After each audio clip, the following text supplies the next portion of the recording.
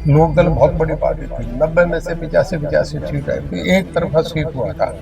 आज उनका विधानसभा में 2 एमएलए हैं। दोनों के कमेंट्स पढ़े हैं ना आपने।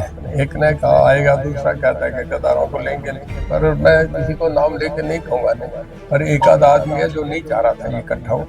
शायद लोगों की भावना थी कि हो जाए। देखिए वो चर्चा चर्चा उसके बाद उसका जवाब दिग्विजय ने दे दिया था कि बता दो हमने फोटो लगा दिया। कांग्रेस पार्टी स्थापित पार्टी है, लेकिन संगठन को संगठित नहीं कर पाई है।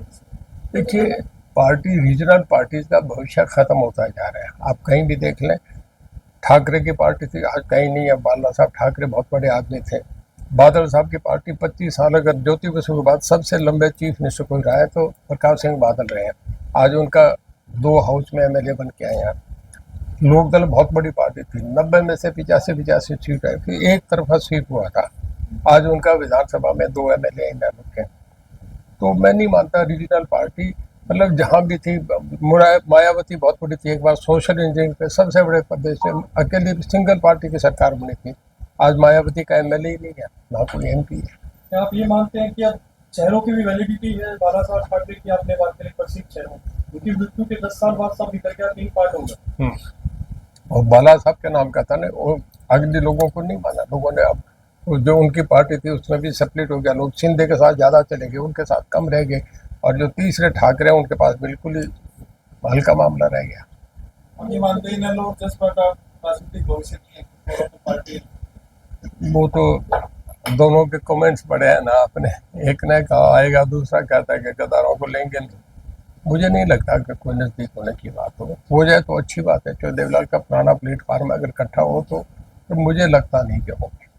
सर राजनीतिक जानकार भी मानते हैं, अभी आपने ही बोला कि चौधरी देवीलाल जी का राजनीतिक प्लेटफॉर्म इकट्ठा हो, तो क्या कभी लगता है कि जो 3 धुरियों में परिवार बटा हुआ है कभी होगा और एक सशक्त पार्टी बन? देखिए लोगों की फीलिंग बहुत है कि इकट्ठा हो जाए परिवार, और बहुत लोगों ने प्रयास करे भी। पर मैं किसी को नाम लेके नहीं कहूँगा नहीं, पर एक आध आदमी है जो नहीं चाह रहा था ये इकट्ठा हो। शायद लोगों की भावना थी कि हो जाए। अब नहीं हुआ, वो मेरे हाथ नहीं ना तो हो आप गया। इनिशिएटिव लेंगे, सबसे वरिष्ठ आप हैं। नहीं, मैं अपने लिए कोई आदमी कुछ कहे वो ठीक नहीं लगता।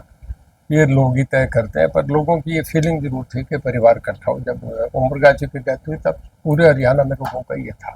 सर मुद्दा होना चाहिए भ्रष्टाचार का, विकास कार्यों का, लेकिन मुद्दा बनाया जा रहा है कि बीजेपी पार्टी ने अपने पोस्टर के ऊपर ओम प्रकाश चौटाला जी की फोटो भी लगा दी। देखिए वो चर्चा उसके बाद उसका जवाब दिग्विजय ने दे दिया था कि बता दो हमने फोटो लगा दिया। तो देखिए फादर का फोटो कोई भी आदमी लगा सकता है, उसमें कोई मना कैसे करेगा। अजय सिंह के फादर ओम प्रकाश जी पहले थे, आगे के बाद में बड़े 2 साल पहले उनका बेटा था। तो फादर की फोटो तो हर घर में लगी हुई है, कौन क्या करेगा। और मैं समझता हूँ छोटी बातें थी, उनमें नहीं उलझना चाहिए था। लोग चाह रहे हैं कि मतलब की बात है, फोटो लगाना नहीं लगाना ये अगले का काम है, कौन लगाए।